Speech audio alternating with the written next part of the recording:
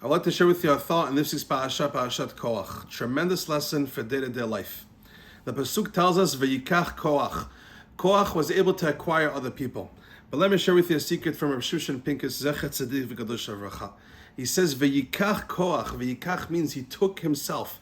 He took himself to the side, which means every single one of us, we have a choice.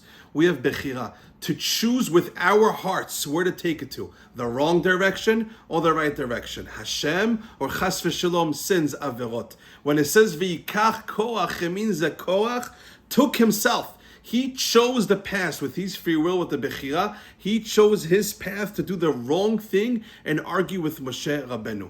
Every single day of our lives, we have a choice. Vayikach, are we going to take our hearts? Are we going to acquire our hearts to do the right thing or to chas v'shalom go down the wrong path? Every single one of us has free choice. What does free choice mean? What does bechira mean? Bechira means that in your level, in your test, in your situation in life, you choose at this moment, should I do the wrong thing or the right thing? Now, no two people are the same. It can very much be that your mitzvah is somebody else's avera, and somebody's avera, it could be your mitzvah, which is why you can never judge another person. Why is it that we can't judge another person? The answer is because even the Torah is 100% emet, but it's not one rule for all. It depends on a person's history, where he came from, who his parents are, what his situation is, how strong his desires are for this and not for that. No two people are the same when it comes to desires. No two people are the same when it comes to family background. So memela, what happens is every person has a different level test. So the reason why you can't judge other people is because in order to be the judge, you have to know facts. And you don't know the facts because you know what the person is going through. You know if you had a hard day today, for example, let's say you go to shul in the morning, shachrit, and you see a guy walks in late. You say, oh, this guy walks in late to shachrit. You don't know. Could it be that morning his wife was not feeling well and he had to take care of the kids at home? So not only you judge him that he did an avera, this guy did a tremendous mitzvah that you didn't do. So the reason why you can't judge other people is because you don't know facts. You know what happened today. You know where the guy's coming from. You know what's going on in his mind and his heart. Only Hashem knows facts. That's only Hashem could be the judge. So when it says Vayikach Korach, what a tremendous lesson. Korach chose to argue with Moshe Rabbeinu. It's not that he was born to argue with Moshe Rabbeinu. He had a test that nobody had. But he chose to take the wrong path. He is responsible for his actions. Every single one of us is the CEO of our lives. Every person has a different test, but every person can choose how he wants to run his life. How are you going to acquire your heart today? Are you going to do the right thing or are you going to do the wrong thing? Every person has the power and the choice to do the right thing. Nobody else can stop you in the world from accomplishing great things. If you think you can reach high levels because of your background or because of the family, because of the city that you live in, you're making a tremendous mistake. Korach came from a beautiful background.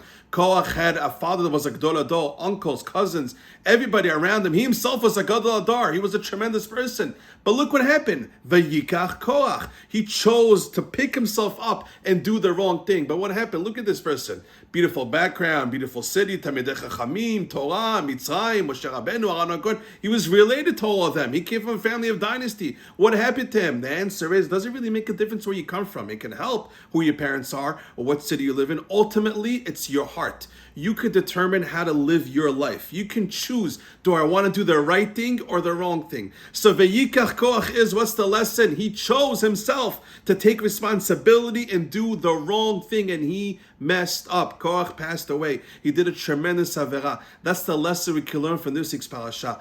That no matter who you are, where you're from, what your background is, you have a choice to take your heart the wrong way, chas v'shalom, or the right way. To choose a good path or a bad path. Every day that you're alive, you have a choice to do the right thing that day. And you're able to accomplish tremendous Torah and mitzvot. This beautiful organization, Shnayim Yomi, with Chacham Danino over here. I have tremendous respect for people like Chacham Danino who think of beautiful concepts to build, to change the world. Every single one of us has energy in us to do things, to build, to produce. You know, the Chachamim say the reason why we have to go to work, the reason why Hashem gave a klala, bezat pecha tochal lechem, that you have to go work hard and sweat in order to bring bread to the table. The reason why Hashem made that in the nature, that you got to go work to make money, because Hashem wanted to show us and symbolize to us that in life, humans always have to be working.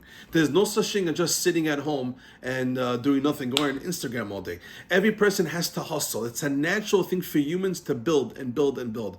But a person can choose. Should I only build and use my energy and talents of building and producing and working hard? Should I only use it for wealth and for parnasah and for work? Or should I also use it for even more important things, that is Torah v'yirat shamayim? Should I use my energy of producing and working only on work and getting wealth on my job, or should I use it for even more important things, that is to build yeshivot, build kolelim, start a shul, give lectures, start a lecture in your house, build organizations? So over here, Chacham Danino uses his tremendous talents of producing.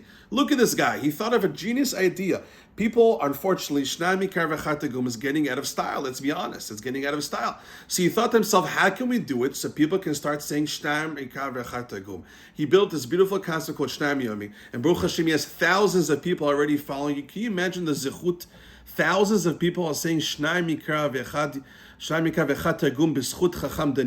It's one human being that just thought outside the box. How can I help this world? How can I make Hashem happy? How can I produce? How can I build? How can I change this world for the better? I don't want to be selfish. I do Shnayim Yomi. See you all. Thank you. See you in Olam Haba. No, he thought outside the box. How can I help Klal Yisrael? How can I share the wealth? When you love something so much, you want to share with other people. When a person gets engaged, one of the first things you do when you get engaged is right away you tell your friends, I'm engaged. Why is it the first thing you do? Because you love it so much, you're happy, you want to share with other people. Chacham Danino from Shnayim Yomi loves Shnayim Yomi. He loves it so much, he just has to share it. The concept, you got to share this concept with other Jews in the world. He's doing this tremendous job. For all those that are following this organization, good for you. Round of applause for doing Shnayim Yomi. But even more important, tell your friends about it. It's very important to get the message out there.